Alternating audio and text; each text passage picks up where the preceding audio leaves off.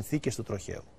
Λιώμα θα έρχομαι μες στο σκοτάδι, πεινώ από εκεί ψηλά για σένα. Ο ξαφνικός του χαμός σχεδόν ένα χρόνο πριν, 18 Φεβρουαρίου 2016 ήταν, προκάλεσε σοκ, θλίψη αλλά και αμέτρητα ερωτήματα για τις συνθήκες του μυστηριώδους τροχαίου.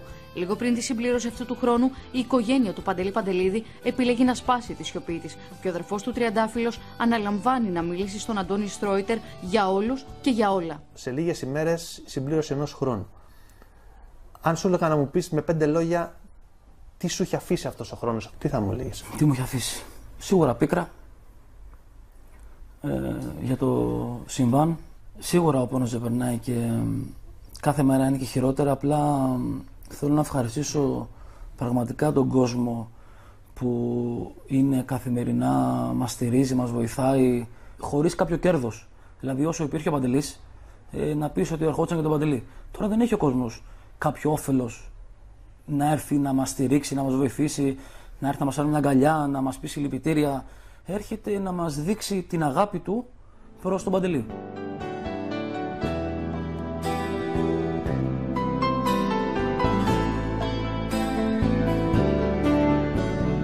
Αυτό που εισπράττω δεν περιγράφεται με λόγια. Τόσο αγάπη, τόσο περηφάνεια. Αυτό που νιώθω είναι ότι ο καθένας άνθρωπος ταυτίστηκε με τον Παντελή και τον έζησα, δηλαδή άνθρωποι που δεν τον έχουν γνωρίσει τον Παντελή, δεν τον έχουν δει ποτέ από κοντά. Νιώθουν ότι ήταν αδερφός τους, ξαδερφός τους, θείος τους και ταυτίζεται ρε παιδί μου ότι ένα παιδί απλό από μια συνοικιακή γειτονιά Νέας Ιωνίας, χωρίς να πάει κάπου να χτυπήσει πόρτες, κατάφερε να φτάσει ψηλά και ταυτίστηκε με αυτό το παιδί. Να ζήσω έτσι πως ο θάνατος αργός και μπαίνω βγαίνει σαν το κλέφτη στο κορμί μου πως. Το τι ακριβώς συνέβη σε αυτό το θανατηφόρο τροχαίο, στο οποίο τραυματίστηκαν σοβαρά και 2 νεαρές γυναίκες, δεν έχει ξεκαθαρίσει ακόμη. Ζητάμε μόνο να μάθουμε την αλήθεια, λέει σήμερα ο αδελφός του. Εμείς το μόνο που θέλουμε είναι να βγει αλήθεια και μόνο αλήθεια. Πιστεύεις ότι θα φτάσουμε στην αλήθεια κάποια στιγμή? Ευελπιστώ να φτάσουμε στην αλήθεια. Το λέω αυτό γιατί μιλάμε ένα χρόνο μετά και το βλέπεις πιο ψύχραιμα τώρα. Έτσι. Πιστεύω ότι υπάρχει δικαιοσύνη. Σύμφωνα με όλα τα ευρήματα του κορυφαίων επιστημόνων, όλα τα στοιχεία οδηγούν ότι ο Παντελής είναι στη θέση του συνοδηγού. Πιστεύω στην ελληνική δικαιοσύνη, πιστεύω να κάνουν τη δουλειά τους όπως ξέρουν και να βγει αλήθεια και μόνο αλήθεια. Γιατί μια οικογένεια, η οποία έχει χάσει ένα δικό της άνθρωπο, παλεύει τόσο πολύ να μάθει τι ακριβώς συνέβη? Κοίτα να δεις, ο Παντελής δεν γυρνάει. Θέλουμε να μάθουμε την αλήθεια για να δικαιωθεί η ψυχή του Παντελή και να είναι ήρεμος. Δηλαδή έχουν συμβεί πολλά περιστατικά σαν να μας λέει ψάξτε καλύτερα. Αν ήταν τα πράγματα ξεκάθαρα, δεν θα ασχολιόμασταν με αυτό το κομμάτι. Πλέον επειδή δεν είναι ξεκάθαρα και στην αρχή ήταν υποψίες, μετά γίνανε ντοκουμέντα, θέλουμε να μάθουμε την αλήθεια για την ψυχή του Παντελή και να δικαιωθεί ο Παντελής. Θέλω να σε ρωτήσω όμως αν όλο αυτό που έχει γίνει νιώθεις ότι κάπου έχει πάει λάθος? Δηλαδή να συζητάμε ένα χρόνο μετά για το αν συνέβη έτσι, αν συνέβη αλλιώς. Ο καθένας κάνει αυτό που πιστεύει. Δηλαδή δεν έχει κανείς από την οικογένεια να ασχοληθεί ούτε με τα κορίτσια ούτε με οτιδήποτε. Εγώ είναι αυτό που σου είπα. Θέλουμε να βγει αλήθεια και μόνο η αλήθεια. Γιατί αντιλαμβάνομαι ότι σε προσωπικό επίπεδο εσύ δεν έχεις τίποτα με κανέναν. Εσύ ζητάς την αλήθεια, έτσι. Δηλαδή, είτε είναι μια κοπέλα είτε είναι άλλη κοπέλα, εσύ αυτό που σου ενδιαφέρει είναι να μάθεις τι συνέβη με τον αδερφό σου. Ναι, ακριβώς. Δεν έχεις προηγούμενα και προσωπικά. Τι να έχω. Όχι. Από πού να αρχίσω, νιώθω πιο ευάλωτη από ποτέ. Ο δυνατός της οικογένειας ποιος είναι? Ο δυνατός. Εντάξει, το πιο δυνατό ρόλο τον έχει αναλάβει η μητέρα μου. Εντάξει, όλοι κάνουμε από λίγο κάτι να τα βγάλουμε εις πέρας. Όλοι βοηθάμε, απλά εντάξει, η μητέρα μου είναι, όπως είχε πει ο Παντελής, Κέρβερος. Μια φωνούλα μου φωνάζει, Αθηνά, Η Αθηνά Παντελίδου, Κέρβερος, όπως χαϊδευτικά την αποκαλούσε ο Παντελής, στέλνει μέσω του Αντώνη Στρόιτερ το δικό της μήνυμα σε όλους όσοι λάτρεψαν το γιο της, ευχαριστώντας μεταξύ άλλων τον κόσμο για τη συμπαράστασή του. Θυμάμαι τον Παντελή στη συνεντεύξη, στις δηλώσεις του να τη θαυμάζει τη μητέρα σου και να λέει ότι καλά που είναι και αυτή, και με προσγειώνει πολλές φορές και μου δίνει και τα επόμενά μου βήματα. Όταν μια οικογένεια είναι αγαπημένη, δεν έχει κάτι να ζηλέψει ένας από τον άλλον, και οι γονείς είναι καλοί, κοιτάνε το καλό των παιδιών, ας πούμε. Κοίταγε η μητέρα μου να κάνει το καλύτερο για τον Παντελή. Και ρεβερός. Να πατάω στη γη, να μην ξεφύγω, να μην... Μένω εδώ, γιατί τα όνειρα τα έκανα μαζί σου. Λοιπόν, εγώ θυμάμαι εκείνες τις τελευταίες ημέρες πριν την πρεμιέρα, ότι και πάλι συζητάγαμε για τον Παντελή. Και συζητάγαμε για τον Παντελή γιατί κάποιοι τον είχαν κατηγορήσει τότε και ήταν από τις ελάχιστες φορές που είχε βρεθεί να είναι στη θέση του κατηγορούμενου για ένα τραγούδι που αφορούσε την Κύπρο κτλ. Τον είχε στεναχωρήσει αυτή η ιστορία. Τον είχε στεναχωρήσει πάρα πολύ. Προσπαθούσε να το δεχτεί σαν να μας δείξει εμάς χιουμοριστικά για την Κύπρο, αλλά ήταν πολύ στεναχωρημένος, έβγαλε έρπη. Τον πίκρανε όλη αυτή η επίθεση που δέχτηκε. Δεν ήταν τέτοιο χαρακτήρας ο Παντελής. Τα πνίγε, τα έπαιρνε μέσα του όλα αυτά που λες και που βγαίνανε.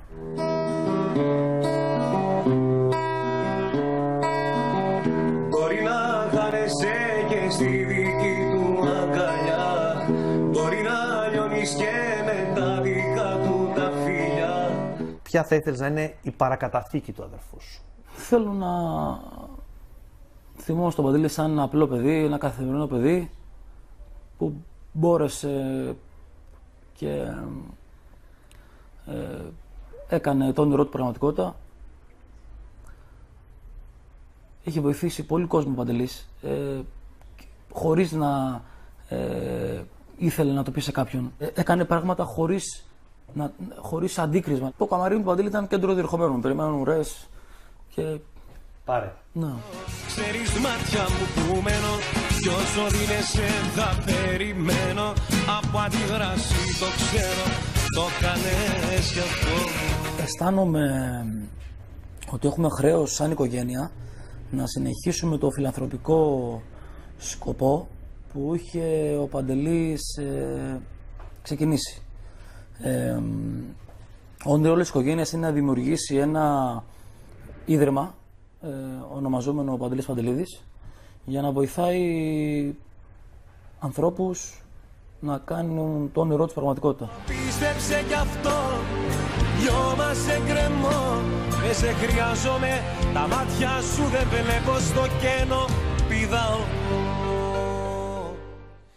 Θα μείνουμε λίγο ακόμα στο θέμα. Μαζί με ένας άνθρωπος ο οποίος παρακολουθεί το φαινόμενο Παντελίδη από τα πρώτα κιόλας βήματα του καλλιτέχνη ως τέλεχος δισκογραφικών εταιριών. Μαζί μου λοιπόν ο Μάκης Πουνέντη.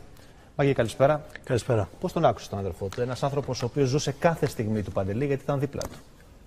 Δεν θα ήθελα να είμαι σε καμία περίπτωση στη θέση αυτών των ανθρώπων. Σκέφτομαι τι περνούν και πριν από καιρό και τώρα και παρόλα αυτά είναι εκεί, παλεύουν για τον άνθρωπό τους. Πραγματικά συγκινούμε κάθε φορά. Τώρα εσύ, Μάκη, έχεις γνωρίσει εκατοντάδες καλλιτέχνες. Έχεις βγάλει αστέρια τα οποία γνωρίζουμε όλοι σήμερα. Αυτός ο άνθρωπος, γιατί είχε αυτό το αστέρι που λέμε, γιατί ήταν φαινόμενο, γιατί τόσο γρήγορα έγινε τόσο αγαπητός στον κόσμο και παραμένει αγαπητός ένα χρόνο μετά? Όπως τα λες, νομίζω ότι το πιο σημαντικό είναι, μάλλον δύο πράγματα το χαρακτήριζαν: πάθος και αυθεντικότητα. Δεν ήθελε να μοιάσει σε κανέναν άλλον. Ούτε ήθελε να γίνει κάποιος άλλος, ούτε ήθελε εμείς να βλέπουμε κάποιον άλλον. Ο Παντελής υποστήριζε την αλήθεια του. Τραγουδούσε την αλήθεια του. Έλεγε πράγματα που εξέφραζαν τον ίδιο, χωρίς να ενδιαφέρεται αν αυτά είναι της μόδας ή όχι. Ενδιαφερόταν για το αν θα είναι αρεστό σε όλους. Τον ενδιαφέρε μόνο να μοιραστεί τα συναισθήματά του, τις καταστάσεις του με το κοινό. Το οποίο τον αποθέωνε. Και είναι λογικό, γιατί το κοινό πάντα αγαπά την αλήθεια. Έτσι εσύ δεν είναι? Τον είχες γνωρίσει πριν καλά ακουστεί υπάρξει ο Παντελίδης, όταν είχε έρθει στη δισκογραφική που εργαζόταν τότε, έτσι. Ναι. Τον είχαμε γνωρίσει γιατί μην ξεχνάμε ότι ο Παντελής έγινε γνωστός από το YouTube. Έτσι. Άρα λοιπόν λέμε ποιος είναι αυτός που έχει τόσους πολλούς θαυμαστές, τόσους followers και δεν τον ξέρει το πλατή κοινό. Τι εντύπωση? Ήταν ένα πάρα πολύ σεμνό παιδί. Και δεν θα ξεχάσω ότι δεν με κοιτούσε στα μάτια, κοιτούσε πάντα χαμηλά. Ήταν πάρα πολύ ταπεινός, είχε απόλυτο σεβασμό, ήξερε τι ήθελε από τη ζωή του και το πιο σημαντικό δεν είναι πώς ήταν τότε, είναι πώς ήταν στην πορεία.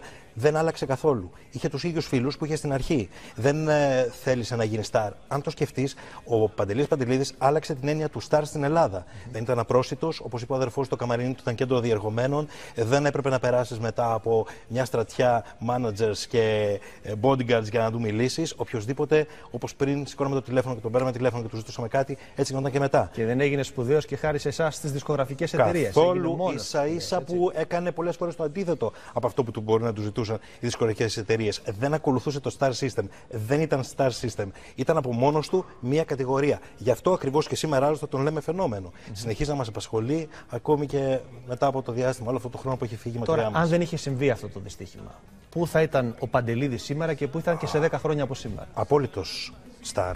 Νομίζω θα ήταν πιο ψηλά από όλους. Ήδη είχε προγραμματίσει την επόμενη διετία του με τους ανθρώπους με τους οποίους θα συνεργαζόταν σε μεγάλες πίστες. Θα συνεργαζόταν με όλους τους μεγάλους καλλιτέχνες, χωρίς να ενδιαφέρεται αν θα μπαίνει πρώτος, δεύτερος, χωρίς να ενδιαφερόταν για τη Μαρκίζα εννοώ. Θεωρώ ότι θα ήταν ο απόλυτος Star, ακριβώς επειδή ήταν αντι-Star, αν το καλοσκεφτείς. Και αυτός ο αντι-Star τώρα, ένα χρόνο μετά, εξακολουθεί όχι απλά να τραβάει την αγάπη του κόσμου, αλλά αν θέλεις να έχει και περισσότερη αγάπη από αυτή που ίσως είχε όταν προχωρούσε και όταν ήταν ζωντανός και όταν έκανε την πορεία του. Και ακούγοντας τον αδερφό του να λέει ότι έχουμε και πολλά τραγούδια του ακόμη να δούμε μπροστά μας. Ένα σεντούκι τραγούδια, λέει, έχει γράψει, τα έχει τραγουδήσει και θα τα δούμε σιγά-σιγά. Νομίζω ότι στην ουσία δεν θα σβήσει ποτέ αυτός ο άνθρωπος. Έτσι. Κοίταξε, αυτό είναι. Συμβαίνει γιατί ήταν και ο ίδιος δημιουργός, δεν ήταν απλά ένας ερμηνευτής. Έγραφε μόνος τα τραγούδια, τα μελοποιούσε, τα έφτιαχνε και τα έδινε στον κόσμο με τον τρόπο που ήθελε αυτός, χωρίς να πρέπει να συνεργαστεί με άλλους συνθέτες ή με παραγωγούς. Ήταν ο ίδιος δηλαδή και παραγωγός των τραγουδιών του. Είναι λογικό λοιπόν να έχει μια παρακαταθήκη, να έχει πάρα πολλά τραγούδια, άλλωστε αν το καλοσκεφτείς, ποτέ η δισκογραφική του εταιρεία, η EMI, δεν δυσκολευόταν για να φτιάξει ένα ολόκληρο άλμπουμ, γιατί τα τραγούδια κάθε φορά περίσσευαν. Άφηναν πολλά τραγούδια εκτός, τα οποία εύχομαι να τα παρουσιάσουν στον κόσμο, γιατί αυτό ήταν ακριβώς που θέλω ο Παντελής. Να μοιραστεί τα βιώματά του και τα συναισθήματά του με τον απλό λαό που τόσο πολύ αγαπούσε. Για να κλείσουμε, όλη αυτή η ιστορία που έχει γίνει τώρα με το τροχαίο δυστύχημα, την οποία βεβαίως εσύ και εγώ δεν θα λύσουμε γιατί είναι η δουλειά μας. Ακριβώς. Κάνει κακό στη μνήμη ενός ανθρώπου ή είναι ένα κομμάτι, αν θέλεις, της ιστεροφημίας του, το να τελειώσει αυτό το πράγμα και να καταλήξουμε κάπου οδηγούσε αυτός, δεν οδηγούσε αυτός? Θέλω να πω ότι όλο αυτό βοηθάει το θρύλο Παντελίδη ή, αν θέλεις, λερώνει και λίγο όλο αυτό που συζητάμε? Δεν μπορώ να πω ότι λερώνει, αλλά σίγουρα θεωρώ ότι τον κόσμο δεν τον ενδιαφέρει σε τόσο πολύ μεγάλο βαθμό. Ο Παντελής για τον κόσμο ήταν το απλό παιδί, ένας ανάμεσά τους που ξεχώρισε για την αλήθεια του. Τίποτα άλλο. Νομίζω ότι ο κόσμος θέλει να ακούει τα τραγούδια του, άλλωστε δεν είναι τυχαίο που κάθε καινούριο τραγούδι που βγαίνει στο φως είναι στο νούμερο 1 των ραδιοφώνων, παίζει σχεδόν σε όλα τα ελληνικά ραδιόφωνα και είναι και το νούμερο 1, παραμένει το νούμερο 1 στις καρδιές του κοινού. Να πούμε ότι στην αυτοψία και ο συνήγορος της οικογένειας εξηγεί και παρουσιάζει όλα τα στοιχεία που έχουν για αυτή την ιστορία, σε ό,τι έχει να κάνει με το δυστύχημα, αλλά και τις δύο κοπέλες. Μάκη Πουνέντη, να σε ευχαριστήσω πολύ. Εγώ σας ευχαριστώ πάρα πολύ. Ανυπομονώ να δω την εκπομπή.